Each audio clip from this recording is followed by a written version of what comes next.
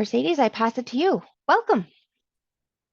Thank you very much, Kathleen. I'm going to bring up our PowerPoint presentation for today. Thank you all for joining us on this brisk but beautiful Friday afternoon. We appreciate the work of the New Jersey Self-Direction Planning Committee and all of the hands that have gone behind the scenes to make this conference a reality for the second year in a row. I know that many people rely on learning and picking up information along their journey, and this is one opportunity to do that. As Kathleen said, my name is Mercedes Witowsky. I am the Executive Director at the New Jersey Council on Developmental Disabilities and have been for the past 5 years. I'm also a parent advocate and will use this session to share a bit about the personal journey of my daughter and my family. With us today is also Annette Smith and Eileen Hurley, who will be sharing their family member and individual loved one experiences in today's session. Before we get started, if I could get my slides to advance, we can get started. There we go. Okay. The discussion today will focus on can self-direction work for everyone? Exploring how self-direction works for individuals, and the three of us today will consider ourselves individuals, family members of individuals with complex medical and or behavioral needs. And by listening to those experiences, we hope that we can provide an opportunity where others can look at the experiences that we have and understand how things might be possible in their lives. When we say self-direction for all, what we mean is that self-direction as a model of service in New Jersey should be available to anyone who wants to use it, who desires to use it. This is all about choice and opportunities. It doesn't mean that everyone needs to use self-direction. And before we get started on those personal stories, we wanted to take a few minutes to talk about what is self-direction, what are self-directed services, which is different from self-determination. So in starting this conversation, we look at self-direction as a model of service for people with intellectual and developmental disabilities and other disabilities. It's a model that promotes personal choice and control over the way services are delivered, and that's through the waiver services in our state or state plan services. In particular, New Jersey's most common services where individuals self-direct their services are services within the Division of Developmental Disabilities, within their community care program and their supports program, and services within the personal care assisted services, which is the New Jersey's personal preference program. I recently learned there's over 34,000 people in this personal preference program within self-directed services. That's a very large number. So, and I think a growing number across our state. In the Division of Developmental Disabilities, the services that can be self-directed are services where you can hire an employee, a self-directed employee, and these are the services listed here on your screen: community-based supports, individual supports that are offered hourly, interpreter services, respite, support brokerage, and transportation with a self-directed employee. There are also services through the Division of Developmental Disabilities where services can be offered through a vendor, and those services are also listed here: assistive technology, environmental modifications, goods and services, natural supports training, transportation with single passenger, and vehicle modifications.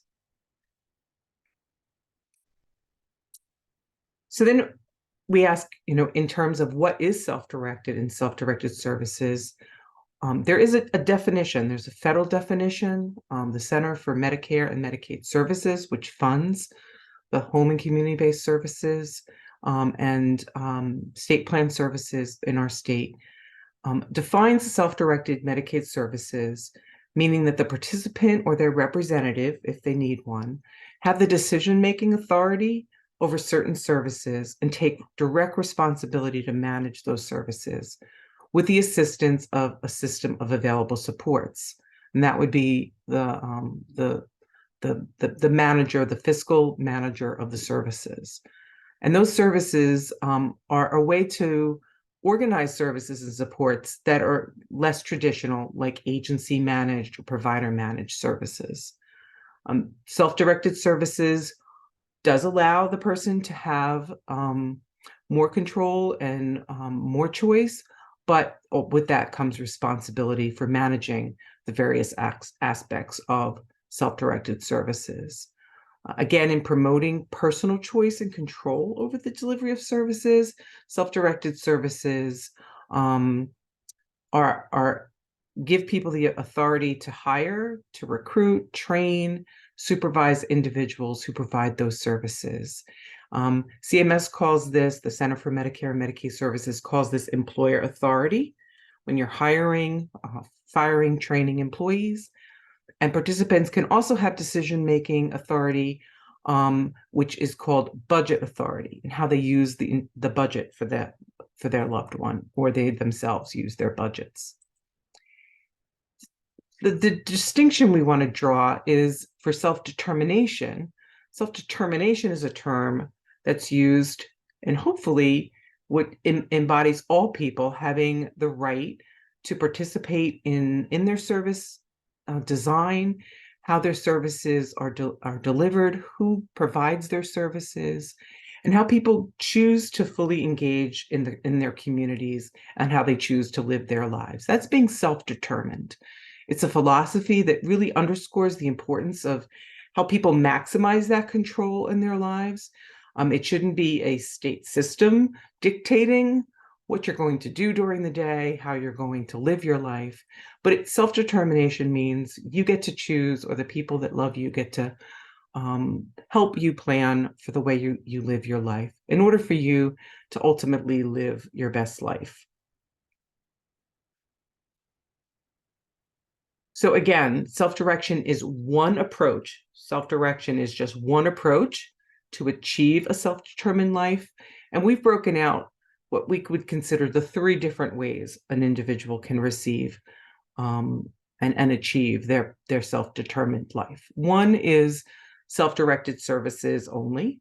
That's in New Jersey under DDD with the agency with choice model through Easter Seals, or the vendor fiscal employer agent model, which is DDD and PPP, which is currently PPP, is the second way to just use self-directed services. There's also an option to just use provider, just use agency managed services. And then there's a third option that we see, which is a combination of using self-directed services and provider managed services. And interestingly, today, the 3 of us who will speak are using that combination of self-directed and provider managed services.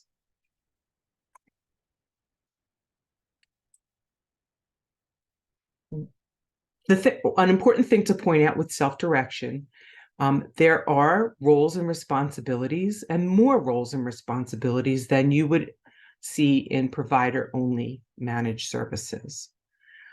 In self-direction, when individuals are being hired to provide the services and supports, there's hiring, recruitment, and background check requirements. The background check requirements are within DDD. There's also staff training requirements in DDD's model. There's setting the pay rate, scheduling and assigning workers and their responsibilities, their duties and expectations. When you're self-directing, there's not an agency doing that. You're doing that either as the individual receiving the supports or the family assisting an individual. You're also supervising and giving feedback and approving timesheets in the systems that the fiscal intermediaries administer. So those are the important aspects that we just wanted to make sure we covered in those services as we set the table for today's presentation. So I'd like to start by introducing you to my daughter, Tina. Tina is 33 years old now. She lives at home with me, her brother, and her grandmother. She had a stroke at the age of Oh, 16.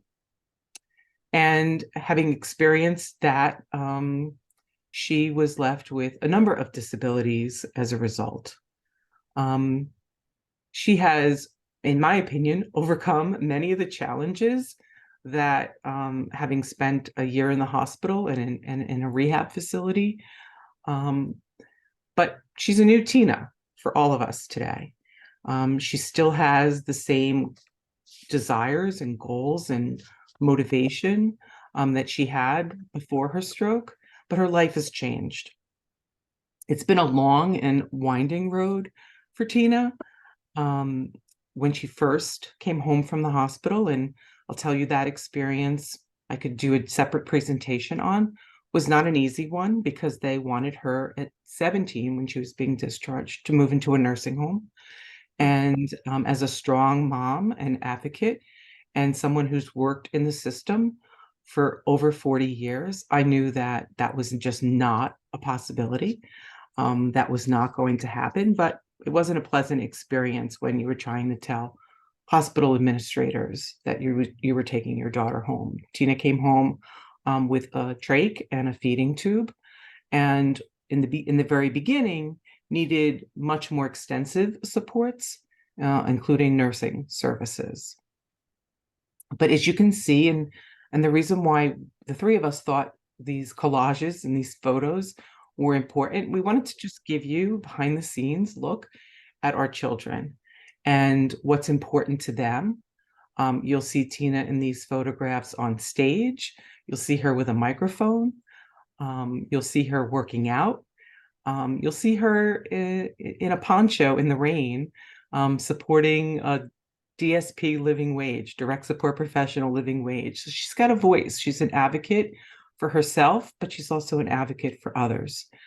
Um, Tina has really developed, with the support of her family, the life that she's chosen to live. She loves life every day, and that's probably the thing that motivates me the most, is that she's always got a smile, and she's always ready to look at different ways of doing things. She's not set in her ways, and I think that was one of the things that taught her from having a stroke. She knew that life was going to be different, and she's accepted that, thankfully. And uh, if you ever have a chance to meet Tina, you will feel good about yourself because she'll inspire you, just in sharing a bit about herself. So let's talk about Tina's agency and self-directed services now for a minute. As I mentioned, she does have a history of using nursing agencies, home health agencies, and also live-in caregivers due to her needs and my needs at that time. But it's been 17 years since her stroke. Today, she has agency staff. Those staff are provided through an agency called Gold Medal Home Health Services. They provide services, agency services, with a portion of the budget under DDD. She also has the Personal Preference Program, which is administered through her managed care organization. That's the PPP program we talked about earlier.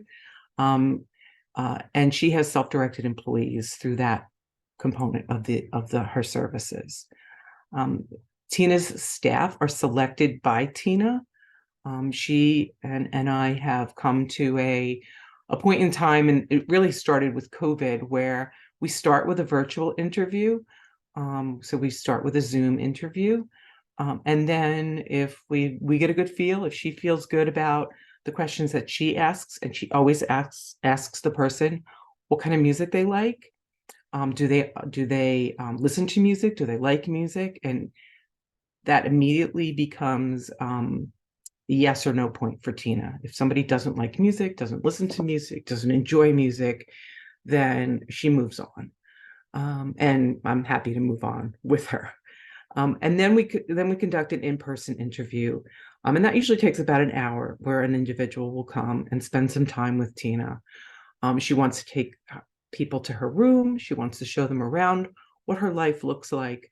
And she wants to make sure it's a good fit. And that's what she usually says at the end of the interview when the person's left. She'll give me the indication that this is a good fit, I'm comfortable, or she's not. And that's what we go with.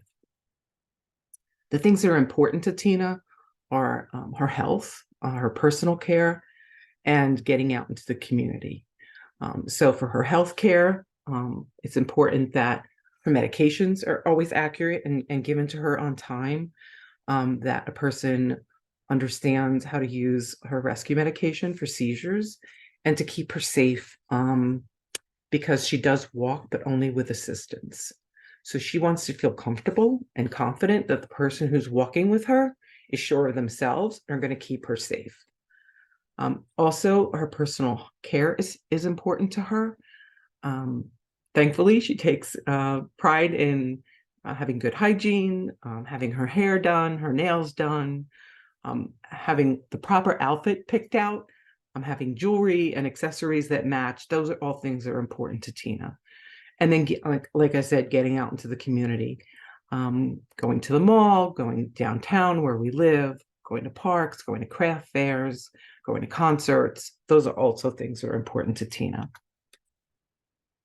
In order to help manage those things, Tina likes routine. She likes structure. So there are a few tools that we use in our own home. We use a weekly schedule. Tina and I sit usually a week or two in advance to map out things that are going on for her. And we put that on a planner. So the staff that are coming, their schedule for the day, the hours they're working, what they're doing, what they're planning to do.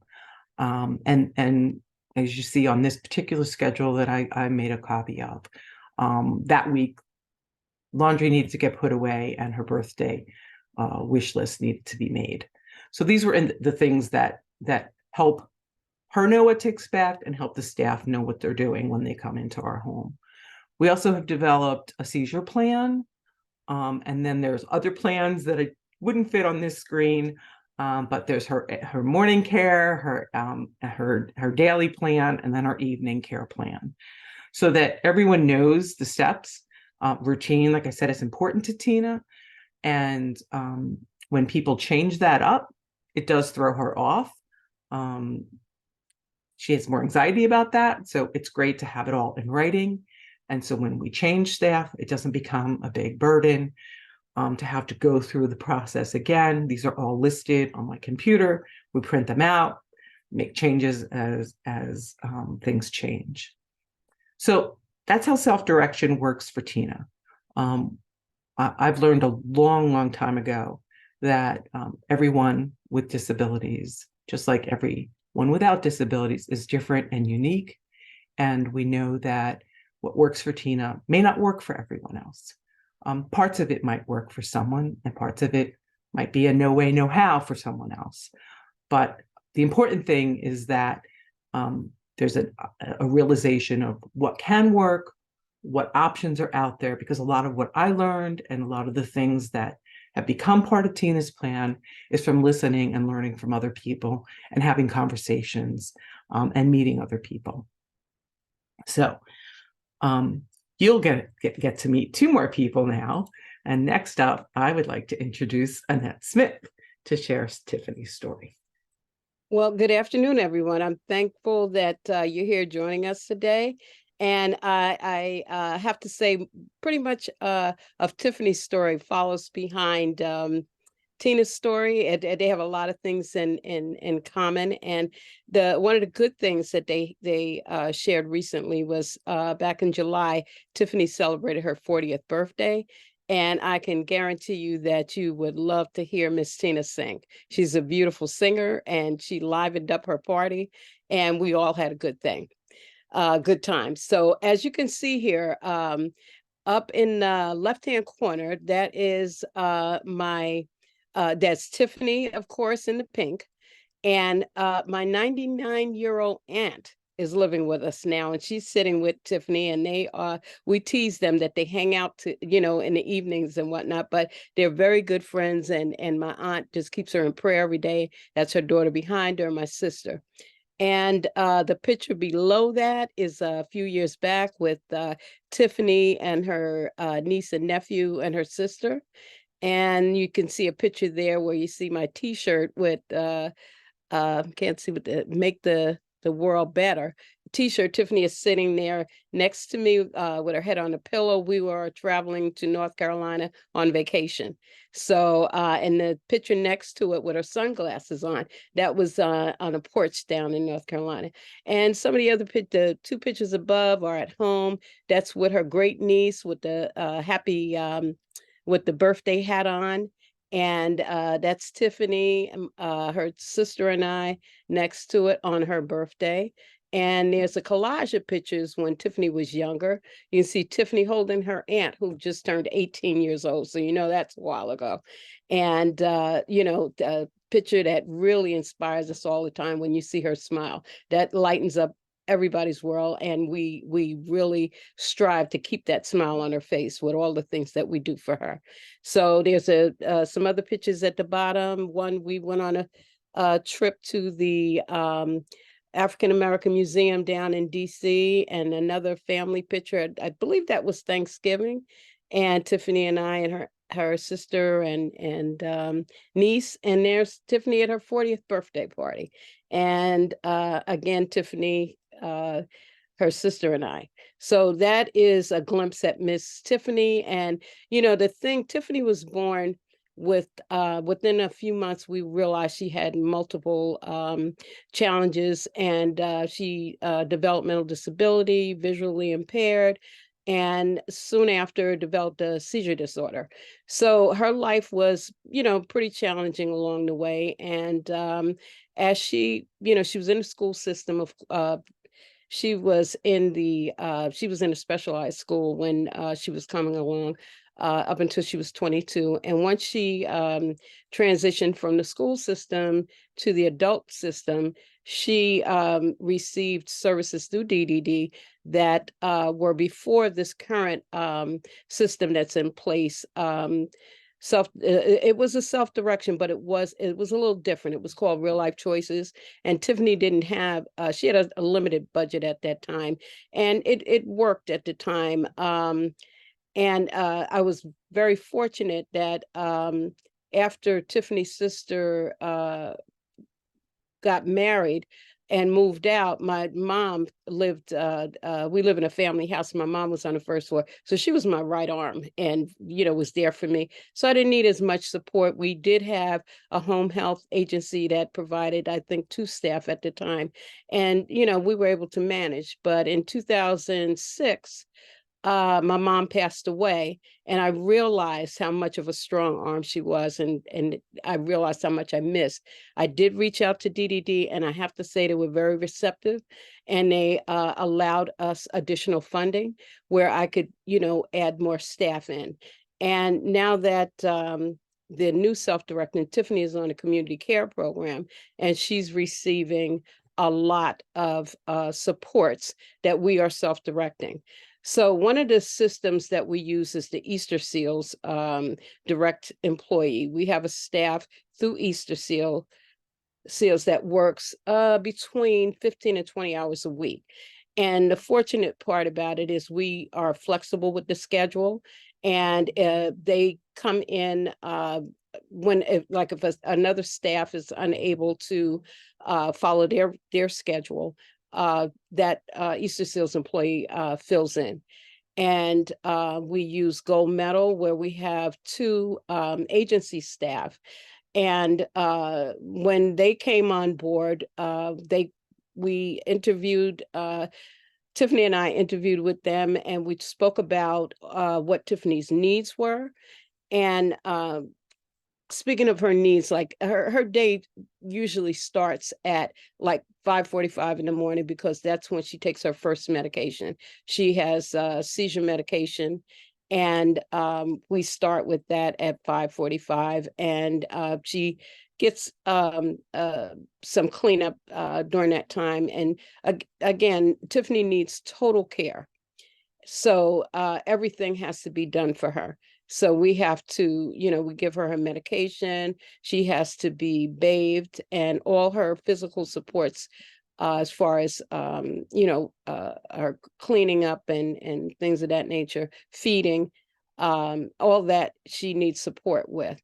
And let me go back to talking about her needs. When we did receive the additional funding and whatnot, but once Tiffany was in the new system, she and on a community care program, I believe it was back in 2013, Tiffany developed a pneumonia. She developed pneumonia, and she was hospitalized for 6 weeks, and I was there right with her. Fortunately, I work from home, so I was able to work by her bedside. So we stayed there for the 6 weeks, and during that time, she received a trach and a feeding tube. So before she could come home, the plan was they wanted her to go to rehab. And I said, we've been here for 6 weeks. I've learned how to care for her. We're going to do rehab at home. And they had a nurse work with me her last week before we came home, and I did her meds bedside. They taught me how to give her meds through her trach and do her feedings and everything. So I learned right from the hospital. And when we came home, a nurse came to our home and trained our family members on how to take care of her trach and her feedings and suctioning and all those kind of things. It was like a little overwhelming in the beginning, but I was determined for Tiffany to come back and live at home again. I did not want her, and because she's nonverbal, that was the main reason why I stayed with her, because she could not express what was going on. And what I started to see over the years is that anytime our kids are hospitalized and they have different needs, it's like when the doctors come in, they want to use them especially if they have significant different needs.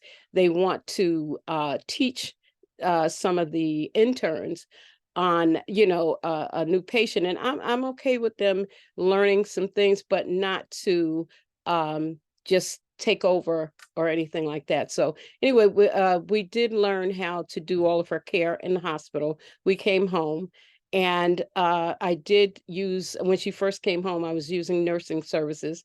And, until we were able to train everyone to do the care, all of her care themselves. So, and again, it was supervised through nursing and whatnot. And the staffing that I received from Gold Medal, they sent 2 staff out, and we did interviews and we spoke. And what I found is when new staff start, the first day that they begin is the best time to sit with them and go over every detail of what needs to be done from the moment they walk in to the time they leave. And Tiffany's schedule is pretty flexible. Excuse me 1 second. Can you cut that can you take that phone? Thank you. I'm sorry about that. But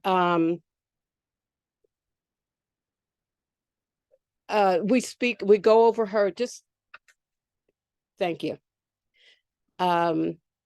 We go over every detail of what needs to be done for Tiffany, and she has staff 7 days a week. So the Monday through Friday schedule, we discuss that, what needs to be done during the time that they're there. And I also keep a copy on the refrigerator, a copy of what the schedule is, what the medications are, what time they need to be given, and any contact information.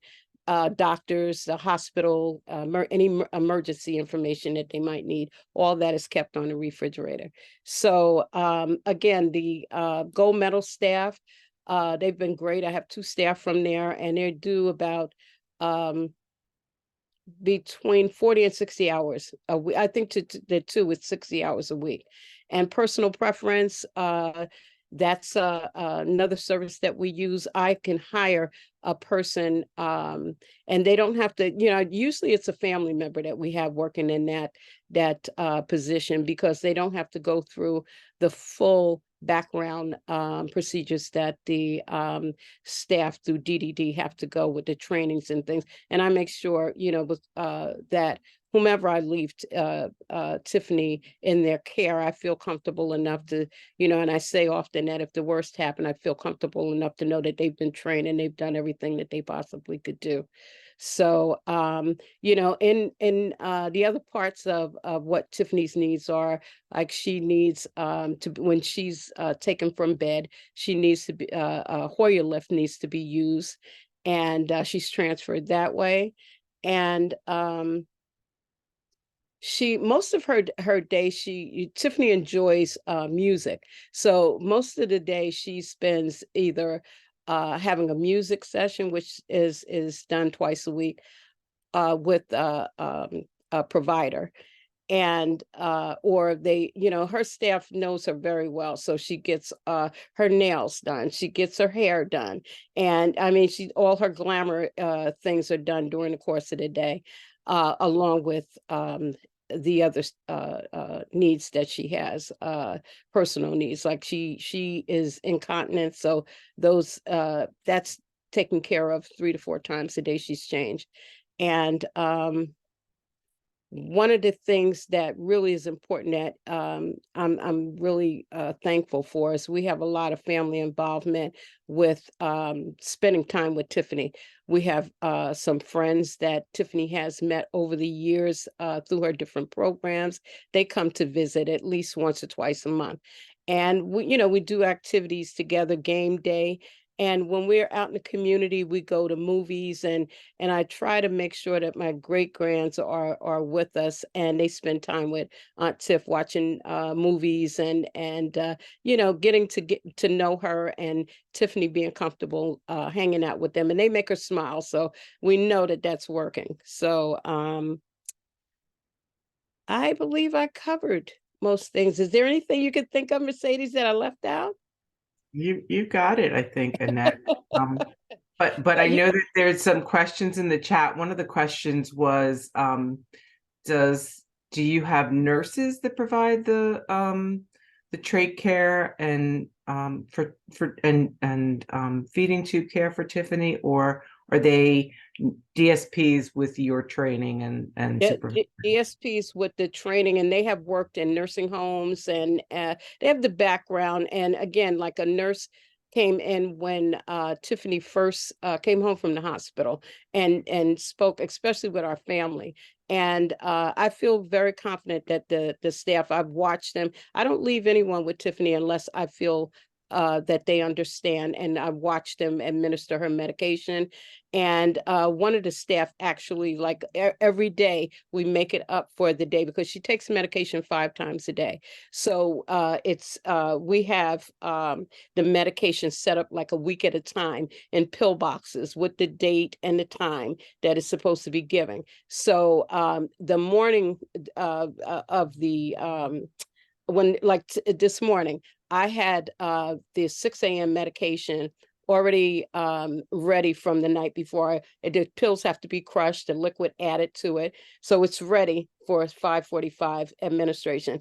And when that first staff comes in at 9, she does the medication for the rest of the day. So we have a day's medication set up and ready. So and again, it's a week. On Fridays, usually the staff will order it. I check it, and we make sure that all the pills are and the liquids are available as they should be. So I supervise what has gone on, the way the medications are set up, and they're very good at doing the suctioning, and I actually do change the trach, the inner cannula of the trach. I changed that myself at 12 o'clock at night because I give her last medication.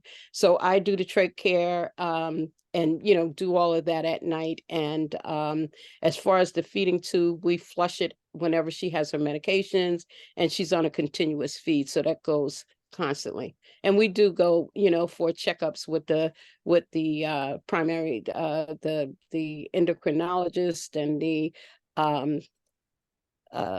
the one for the my head is a little crazy right now, but for the G-tube as well. So we go a few times a year to check up and make sure everything is flowing as normal. Thanks, Annette. So Mhm. there's a couple more questions, but Annette, we'll have Eileen go, and then maybe we'll Okay, sort of circle not a back. problem. Maybe there'll be Not a even a problem. few more Thank you. questions. Thank you, Annette. And now I'd like to introduce Eileen Hurley, and she is going to have you meet Colin.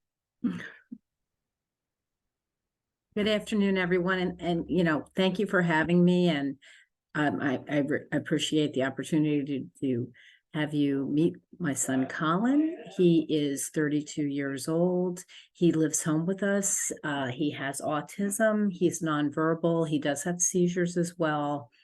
And you can see from the photos, he's a very energetic guy that loves going to restaurants.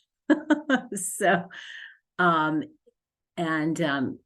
so in these photos, this young lady here is actually a direct support worker that went to a Christmas prom with Colin, Sarah. She's actually a self-directed employee that was agency sponsored through ARC. So they had a really good time at that event. And then you'll see he's here at the park, and he enjoys the park and the zoo. And this is his brother. This is a young shot. I kind of put something in there, Colin, over the years. You can tell the big difference is we're thinning a little bit with the hair, but we still think he's cute. And he's Spider-Man for Halloween here. And then we have some photos of him out in the community doing grocery shopping and so on. He enjoys dancing. He enjoys his occupational therapy that he has at home.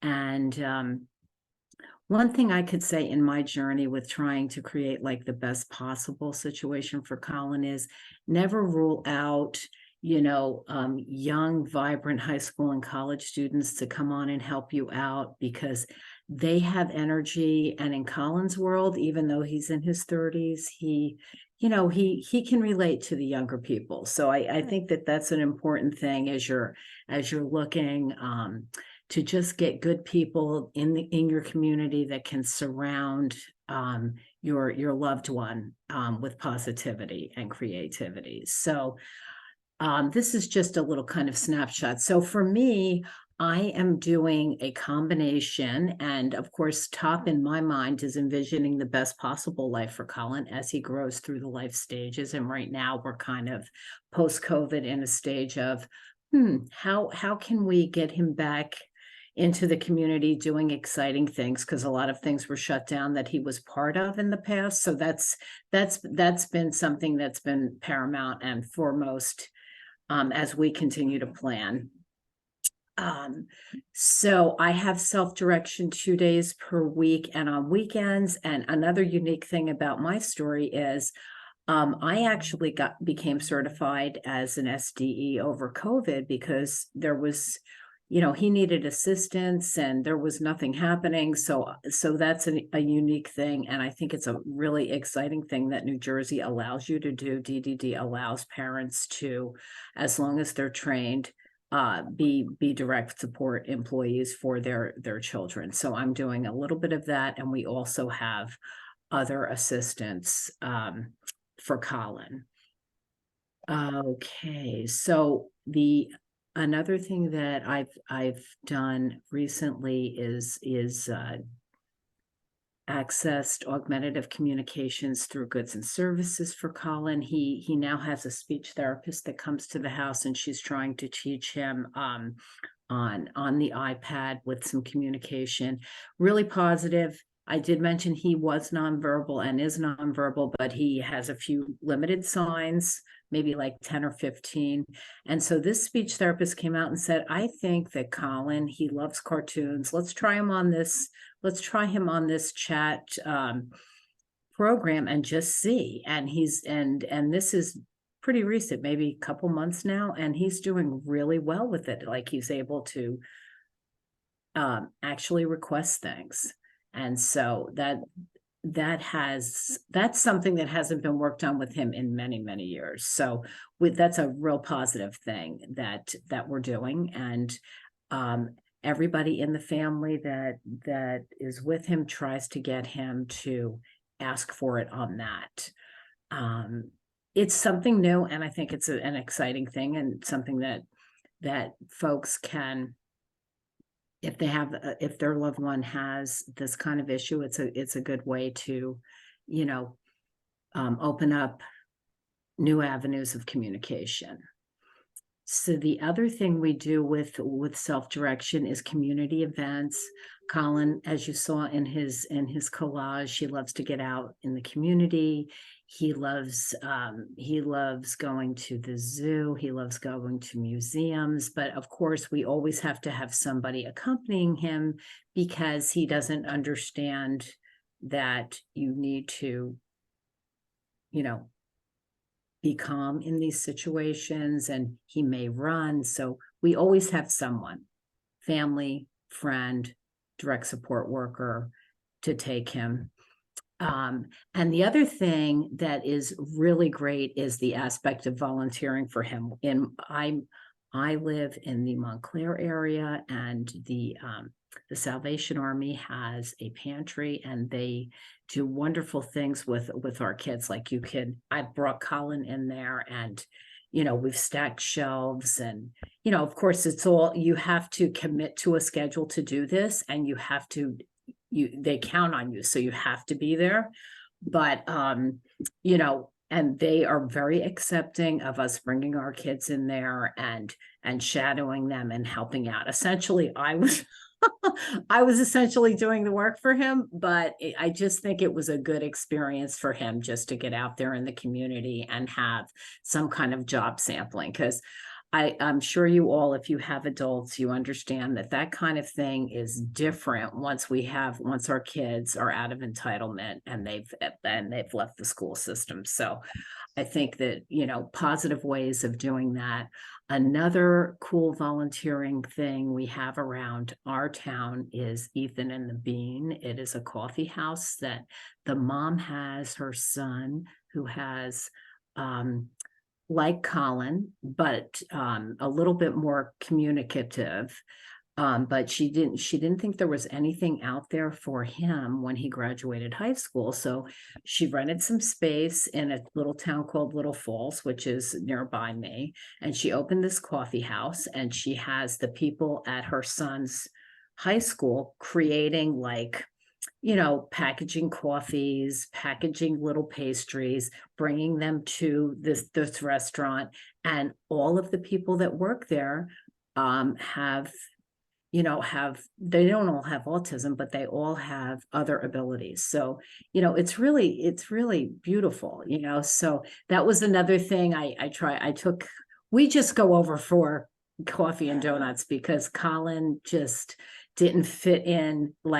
It just didn't work out, unfortunately, for him to volunteer there. But I think that's a wonderful kind of self-directed thing that you can do. And folks, we can be creative with our kids to try to get things happening, so. And I, as an advocate, I didn't really talk too much about myself, but I got involved in the Family Sport Planning Councils when my son graduated high school, because I thought that we got to do something. I don't see anything positive out there. Let's do something to create the best life. So that's all it's something that I'm passionate about. And I think that in this self-directed model, we as parents can do that for our loved ones, make sure that they have the best possible life based on their unique needs. And how are we going to get there? Well, just by talking to wonderful creative people like we are doing right now today. So I think that this conference is a great thing as well. I just wanted to say. Okay, so the other part of Colin's week is provider managed options. I do that 3 days a week. Colin, I think we all have a story, but Colin when Colin went into the adult services, he was on a contract, and he actually had a one-on-one shadow at his adult day program. And this was about 12 years ago. There really wasn't much out there, as I've already described. And so I just wasn't sure how to go about it. So, you know, it was okay. There's good things and there's good and bad in the agency sponsored day hab programs. But I found that there's a lot of peer modeling possibilities. He has friends. There's, you know, so I have retained that. So I think for him, it works. Also, I have to say, just the flexibility for folks. I think Mercedes had mentioned, you know, this works for me, and it's all about the uniqueness. So, you know, I think that this works best for Colin right here, right now, because he's got good people that he's been with for many, many years that understand him. And then he's got some friends that he's made along the way at that program. So I think that's, you know, I mean, let me say, there's a lot of problems with staffing and such, and it doesn't always work out, where I could get a call in the morning that says they can't take him because there's not a staff. So that's problematic. But, you know, I think overall, just as a concept, it's good to have the option of combining these things. Okay, I can go on to the next one, because just stop me if I'm rambling. I could talk for us. So this is It's okay, Eileen, maybe like a few minutes so that we can save some time for some back and forth with the attendees. Okay. We've got 9 minutes left, so if you could That's take it? a few Oh my minutes. God, I'm sorry. I know that went fast, right? Wow.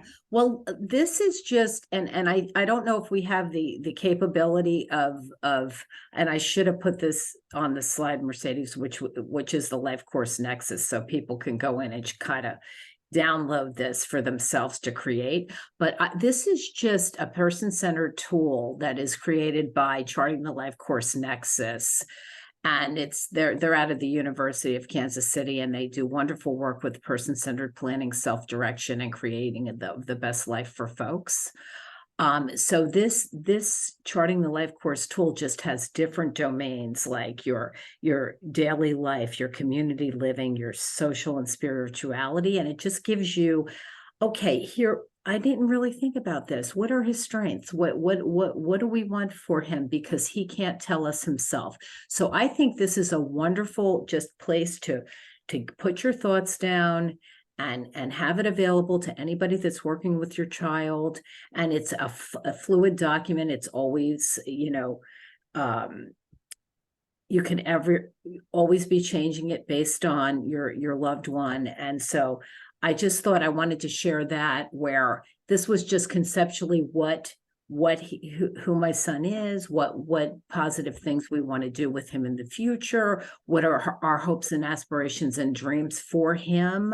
And it's also a wonderful thing if anybody in the group here is thinking about succession planning. So that I just wanted to share that. That's how I kind of mapped out, wow, like let me get my thoughts together about what's going to happen with my son, you know, 5 years from now, 10 years from now, this kind of a thing. So it's more of this self-direction and kind of, you know, achieving the most dynamic person-centered lifestyle. So that's, I just put that up there. I'm certainly not going to take, I could do a whole session on just this, right? So, yeah, but yeah, I think we definitely should have time for some questions. So I think that because we're a small group, I think you all have the ability to unmute to ask specific questions. I know one of the questions was, you know, how much time does it take to do this, you know, because let's face it, even with provider managed services, there's still time that is involved in that. And then when you add the self-direction components, hiring workers, it's obviously more intense when you have a worker leave and you need a new worker. But, you know, I would say for me, it's about 3 to 5 hours a week spread out, with approving timesheets and even approving the agency's time reporting, setting the schedule, sitting with Tina, mapping out the schedule, setting up activities that she wants to do. So for me, that's about how long it takes. Annette and Eileen, have you ever thought about how long it takes? Yeah, I mean, aren't we always amazed at how long everything takes, right? Yeah, I would say timesheets, just doing the timesheets it's definitely time. It's like at least 20 minutes, a half hour, Right. if you But don't do it daily. Well, I mean, yeah. I think, like you said, Eileen, we don't think about the time because when things are working well, it's worth the time. And the one thing that I would like to encourage people is to not be afraid to try new things. The Colin's life is amazing, and I mean, and every day, every week you could be changing it, adding, taking things away, but don't be afraid to try new things and work with different people. And you always have, if you try a new person, and it doesn't work out, you can try, you can let them go. Because I've talked to parents that are afraid to let people in their home, somebody new that they don't know, but take the chance. You don't have to leave. You can observe, sit and supervise and observe and whatnot, and give your family member an opportunity to share some time with someone, other than us, because, we're there all the time. And someone, a new staff person may bring something to the table that will change that individual's life, and in a great way, but give yourself and your family members a chance to try new things, because what both of you have done are amazing. And I just want people to understand, to keep that door open and keep your mind open to new things if you want to try self-direction. Absolutely. And one thing I want to just say, I want to clarify, Colin, he needs one-on-one assistance at all times. I mean, I'm accentuating the positive, which is what we love to do. But just to clarify, when we're like, it's hand over hand, it's kind of, everything that we do with him, he's not doing anything independently. So when we talk about complex needs, he absolutely has them. I just wanted to clarify that. So, and I mean, I'm up with Tiffany, like with her having still having a tray. I can suction her in the middle of the night. I'm up all out, but I'm used to doing that. But having that extra support, is what helps me get through each day. So I appreciate the people that we have, and again, just keep your mind open. Grace, you had your hand up and then it went down. I don't know if we answered your question or maybe not. Actually, Mercedes, we have a question ahead of that, if you don't mind. So just trying to make sure we get it all in. This one actually would be for Eileen, and it asks, how do you sustain the life that you've created for Colin once his parents are gone? Well, see, this is a big thing about the succession planning, and luckily he has a wonderful brother, and his brother's significant other that is, actually my older son's girlfriend has a brother with Down syndrome, so she understands. So that's awesome. But they don't live in my state. So that's another challenge. So how do you sustain it? Well, that's why we need a strong succession plan, and we have to, in my case, we've started early to kind of map out, all right, this is what we think he's going to have once he gets on the CCP. This is how much money we think he needs to have in his special needs trust. These are the kind of things that you think about, because he's absolutely going to have to, he'll have to be in some kind of managed, I'm thinking a medical group home situation at some point in his life, so these are all things. And no matter how strong of an advocate you are, I feel you learn from other other people. Annette is awesome. We are on our council together. We have known each other for years, and she's such a wonderful mentor, as is Mercedes to me. But there's a lot of people that you just meet along the way that you just say to yourself, wow, I mean, I never thought of something like that, so it's just through, talking with people and trying to map out whatever's a hot topic at the moment. Housing would be is a very big thing, and we have a lot of outreaches on this at our council's Family Support Planning Council. Just a plug for that, folks, if you never have attended any of our meetings. So I hope that answered your question. But that's we continually just focus on what's happening and try to adjust. That's what. Thank you, Eileen. Excellent answer to that question too, and very thorough. Grace, you had your hand up. It is now, the floor is yours. Okay, thank you. I know time is running out, so I'll make it quick. I did have a question about, and if it can be answered quickly, maybe not, but the difference between using Easter seals and PPL. I know two of you mentioned in there that you use Easter seals, and I don't know if the other one uses. I do PPL. PPL. I don't know if anyone has a comparison between the two, or what works better, pros and cons of either. Well, I think with Easter seals, they do a lot of the training. They stay there. I see, because I use them, that they stay on top of the training. Like all the staff, when it gets close to their certification running out, they will notify them and let them know this needs to be handled within a certain amount of time. They also offer places where they can have like first aid, CPR, and things like that, or they can be reimbursed if they pay out of pocket for those kind of things. And they seem to be open with a lot of the communication and staying on top of it. I don't work with PPL, but I work in a system that does deal with PPL. Sometimes it's a little more difficult, but because they don't do, you have to do more of the follow-up yourself with PPL. So, and Eileen, you can expand on that if you'd like.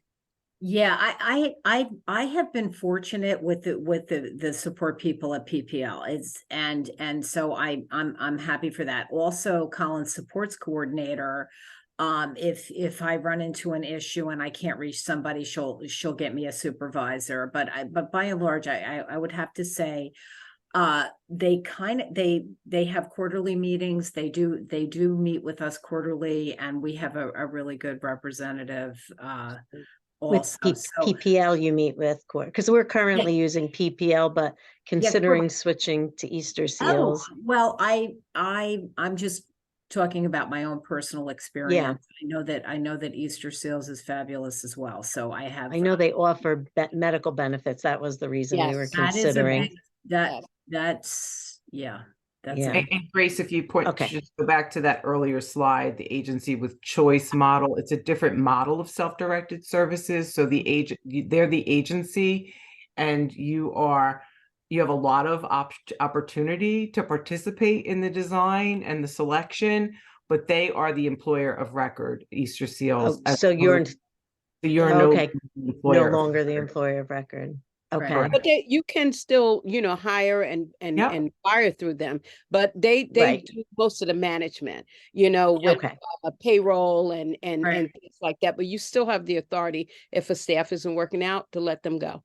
To choose you can choose, and they follow up with all of the training and requirements before staff is allowed to work. And I know PPL they're not going to allow people to work if they don't have all their paperwork in order, but it's a little bit more that you have to follow up with that, I think, sometimes. So yeah.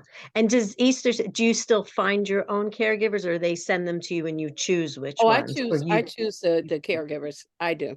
And if you can go through an agency, if you like, through Easter seals as well. And it's up to you to decide. You can do, a self-hire, or you can go through an agency. Well, if you go through the agency, I don't think think Easter Seals manage that, right, Mercedes? That's through through the Easter Seals doesn't really handle the what do you call it? The providers. Agency. Because that was my next question, as I saw that you use Easter Seals for some and the Gold Medal Agency for other caregivers. I think that's two separate. Yeah, Easter Seals, I mean, a Gold Medal, they bill directly to Medicaid. Am I correct? So Gold Medal's a provider. Provider, They're a provider. They happen to be a provider that gives the family a lot of choice and input into the process. So that's really so great. so they're an agency that I know. I can still interview the people that they've interviewed before Tina says yes to them coming. Okay. Agencies won't do that. They'll just send staff without a lot of without you. Right. Yeah. Okay. And that's still using the Gold Medal, like the agency is still through the DDD budget? Yes. Yeah. Okay. Thank you. Grace, thank you for that question. I know we're and at the end. So Eileen and Annette, you've been fantastic. I really appreciate all your detail. This has been expressly fantastic. If you've seen the chat, everybody says thank you for sharing your times and inspirations. Bless your families. We couldn't have done this without you. We want to hear more. So the compliments are flowing in. Thank you all for your time today and explaining what self-direction is for all. Thank you for having us. It's been a blessing, yes, for all of us as well. Thank you. Until next time. Okay. Bye-bye. Bye-bye.